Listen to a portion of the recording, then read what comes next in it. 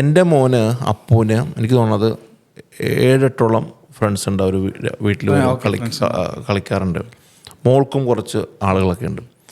അപ്പം as A parent ഞാൻ അപ്പൂൻ്റെ വാപ്പ എന്ന രൂപത്തിൽ ഈ മറ്റു കുട്ടികളെ കൊണ്ട് എനിക്ക് ഒബ്സർവ് ചെയ്യണമല്ലോ. അപ്പോൾ ആ ഒബ്സർവ് ചെയ്യാനായിട്ട് ഞാൻ എന്ത് സ്ട്രാറ്റജിയാണ് ഇംപ്ലിമെൻ്റ് ചെയ്യേണ്ടത്?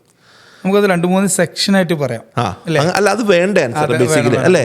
അല്ലെങ്കിൽ ഇവന്മാർ കൂട്ടെന്താണെന്ന് ഞാൻ അങ്ങനെ അറിയാം. അതെ, അതിൽ ഒന്നാമത്തെ വിഭാഗത്തിൻ്റെ ഒന്നാമത്തെ സെക്ഷൻ ഞാൻ പറഞ്ഞത് വെച്ചാൽ കുട്ടികൾ ആ 6 ആൾക്കാരും ഏതെങ്കിലും മറ്റ് വിഭാഗത്തിൻ്റെ വിഭാഗത്തിൻ്റെ കൺട്രോൾ കിട്ടുന്ന പോലെ തന്നെ മറ്റ് 6 ആൾക്കാരെയും വിഭാഗത്തിൻ്റെ കൺട്രോൾക്ക് കിട്ടുക. പേടിക്കേണ്ടടുത്ത് വിഭാഗത്തിനെ പേടിക്കണം.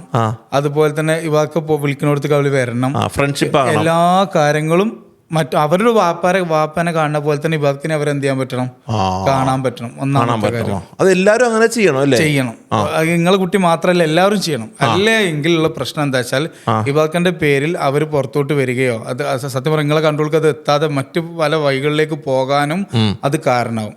രണ്ടാമത് നമ്മൾ ശ്രദ്ധിക്കേണ്ട കാര്യം വിഭാഗം ആ 6 ആളുകളുടെ രക്ഷിതാക്കളുമായിട്ടും കറക്റ്റായിട്ട് ഒരു കമ്മ്യൂണിറ്റി ഫോം ചെയ്യണം.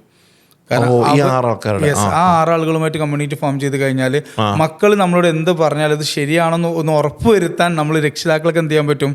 അല്ലെങ്കിൽ ഇബാദിന്റെ വീട്ടിൽ ഞങ്ങൾ നാളെ ഇബാദിന്റെ വീട്ടിൽ പോകട്ടോ എന്ന് പറഞ്ഞാൽ അങ്ങോട്ട് എത്തിയിട്ടില്ലെങ്കിലോ, അതായത് അവർക്ക് ആളുകൾ ചുറ്റുപാടും കൂടുന്നതിനനുസരിച്ച് ഈ കുട്ടികൾക്ക് കളവ് പറഞ്ഞിട്ട് അവർക്ക് ചെറിയ ചെറിയ താല്പര്യങ്ങൾക്ക് വേണ്ടിയിട്ടായിരിക്കും അവർ പറയാം. ആ താല്പര്യങ്ങൾ വേണ്ടി പറയുമ്പോൾ അത് സത്യമല്ലാതായി പോയാൽ അത് വലിയ വലിയ കളവുകളിലേക്ക് പിന്നെ അത് പോയി കിട്ടും. അപ്പം നമ്മൾ ആ ബന്ധം നമ്മൾ ഒരുപക്ഷെ നമുക്ക് നെഗറ്റീവ് ആവുക ചെയ്യാം. ഒരു കുട്ടി വീട്ടിലിരുന്ന് കൃത്യമായിട്ട് പഠിക്കേണ്ടിയിരുന്ന ഒരു കുട്ടി പുറത്ത് ഫ്രണ്ട്സിന്റെ വീട്ടിലേക്കെന്ന് പറഞ്ഞു ഫ്രണ്ട്സിന്റെ വീട്ടിലേക്ക് എത്താതെ പോയാൽ അത് വലിയ പ്രയാസത്തിലേക്ക് പോകും. അപ്പോൾ കമ്മ്യൂണിറ്റി ഫ്രണ്ട്സ് ഉണ്ടാവാൻ കാര്യങ്ങളുണ്ടാവും. പക്ഷെ അത് പാരൻസ് കൃത്യമായിട്ട് അനാലിസിസ് ചെയ്യുന്ന ഒരു സിസ്റ്റം ആക്കിയിട്ട് അതൊന്ന് മാറ്റണം. പിന്നെ ഞാൻ കാണാറുള്ള വലിയൊരു പ്രശ്നമാണ് ഈ ആൺകുട്ടികളും പെൺകുട്ടികളും തമ്മിലുള്ള ഈ ഒരുപാട് കാര്യങ്ങൾ. ആ കാര്യങ്ങളിലും ചെറിയൊരു വ്യത്യാസമുണ്ട്. കാരണം എന്താ വെച്ചാൽ ഇപ്പോഴത്തെ കാലത്ത് ബെസ്റ്റ് ആരാണ് ലവർ ആരാന്നൊന്നും അറിയാത്ത അവസ്ഥ. അവർക്ക് ചെറിയ മനസ്സാണ്, അവർക്ക് ആ സമയത്ത് രസകരം. ഇപ്പം അതൊന്നും ഇല്ലാത്ത കുട്ടികൾ ഇപ്പം സമൂഹത്തിൽ നല്ല കുട്ടികളല്ല എന്നുള്ളൊരു ഫീലിംഗ് ഉണ്ട്. കാരണം എന്താ വെച്ചാൽ സിനിമയിലായാലും നമ്മൾ കണ്ടു ഇപ്പൊ ഹിറ്റാണ് സിനിമകളൊക്കെ നോക്കുകയാണെങ്കിൽ വില്ലന്മാരാണ് നടന്മാരായിട്ട് മാറുന്നത്. പണ്ട് വില്ലന്മാരാണ് ഭയങ്കര ക്രൂരന്മാരായിരുന്നു, നമുക്ക് അവരെ പോലെ ആവണ്ട എന്നുള്ള ഒരു കാഴ്ചപ്പാടായിരുന്നു. ഇപ്പൊ വില്ലന്മാരെ പോലെ ആവാനും വേണ്ടിയിട്ടാണ് നിൽക്കുക. അതിനൊക്കെ എഫക്റ്റ് ഇപ്പൊ സമൂഹത്തിൽ നല്ലോണം കാണില്ലേ? കുത്തലും അടിക്കലും എല്ലാം കൊണ്ട് കുട്ടികൾ ഭയങ്കര മോശം അവസ്ഥയ്ക്ക് പോകുന്നുണ്ട്. ആന്റി ഹീറോ ഇപ്പൊ ഹീറോയാണ്. അതെ, അത് നമ്മളെ സമൂഹം അങ്ങനെ അതിലേക്ക് വരികയാണ്. അപ്പൊ നമുക്ക് ഒരു കുട്ടി പോരാ, ഒരു കുറച്ച് ആൺകുട്ടികളും പെൺകുട്ടികളും കൂടി ഒരു നല്ലൊരു ഫ്രണ്ട്ഷിപ്പ് ഗ്രൂപ്പ് ഉണ്ട്. പക്ഷെ അതിൻ്റെ ഉള്ളിൽ വേറെ എന്തെങ്കിലും ഇന്റേണലി റിലേഷൻഷിപ്പ് വന്നു പോയാൽ അത് നമ്മൾ അനാലിസിസ് ചെയ്യാതെ പോയാൽ അത് ഉള്ള ബന്ധങ്ങളൊക്കെ നശിച്ചു പോകാനും ചിലപ്പോൾ അത് വലിയ ഇഷ്യൂസിലേക്കും കുട്ടികളുടെ കോൺഫിഡൻസ് തകരാനൊക്കെ കാരണം ഇപ്പം ചെറിയ മനസ്സാണ്.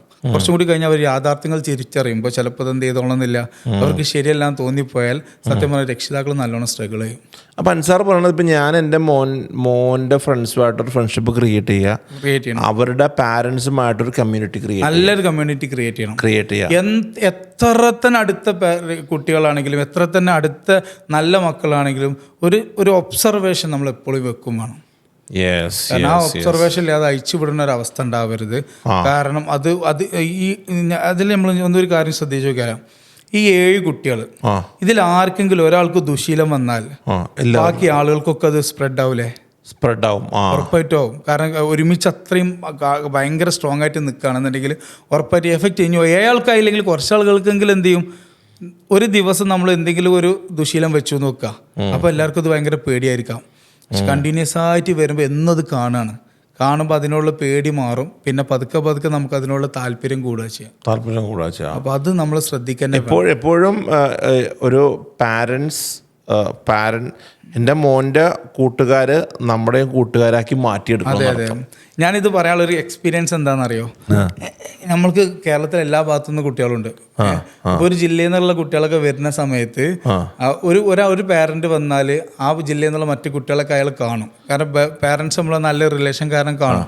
അപ്പോൾ നമുക്ക് എന്താ വെച്ചാൽ ഇവിടെ വന്നിട്ടായിരിക്കും ഫോർ എക്സാമ്പിൾ എറണാകുളം ജില്ലയിലെ കുട്ടികളാണെങ്കിൽ ഹർവസിലുള്ള വെച്ചാൽ അവരവിടെ വന്നിട്ടായിരിക്കും അവരെന്ത് ചെയ്തിട്ടുണ്ടാവുക, പരിചയപ്പെട്ടിട്ടുണ്ടാവുക. പിന്നെ ഭയങ്കര ഒരു ബോണ്ടും ഭയങ്കരമായിട്ട് രക്ഷിതാക്കളും തമ്മിലൊക്കെ നല്ല ഒരു അടുപ്പുണ്ടാവും. അപ്പോൾ സ്വാഭാവികമായിട്ടും അവർ തമ്മിൽ അടുപ്പുണ്ടാകുമ്പോൾ കുട്ടികളത് ചിലപ്പോൾ മിസ്യൂസ് ചെയ്യും. മിസ്യൂസ് ചെയ്യും. അത് യാത്രയിലും കാര്യങ്ങളിലൊക്കെ പിന്നീട് വലിയ പ്രയാസങ്ങളിലേക്ക് നമുക്ക് പോയ കുറേ അനുഭവങ്ങളുണ്ട്. അതാണ് ഞാൻ പ്രത്യേകം പറയേണ്ട ഒരു. അപ്പോൾ എപ്പോഴും നമുക്ക് ഇതിൻ്റെ അകത്ത് നമ്മുടെ പോഡ്കാസ്റ്റ് കാണുകയും ഈ റീൽസ് കാണുകയും ചെയ്യുന്ന ആൾക്കാരോട് പറയേണ്ടത്, നിങ്ങളുടെ കുട്ടികളുടെ ഫ്രണ്ട്സുമായിട്ട് നിങ്ങളൊരു റിലേഷൻ ഉണ്ടാക്കുക, അവരുടെ പാരൻസുമായിട്ട് നിങ്ങളൊരു കമ്മ്യൂണിറ്റി ഉണ്ടാക്കുക, അല്ലേ? അതുപോലെ തന്നെ അവരുടെ ഇടയിൽ എല്ലാ കാര്യവും കൃത്യമായിട്ട് ഒബ്സർവ് ചെയ്യാം. Thank you.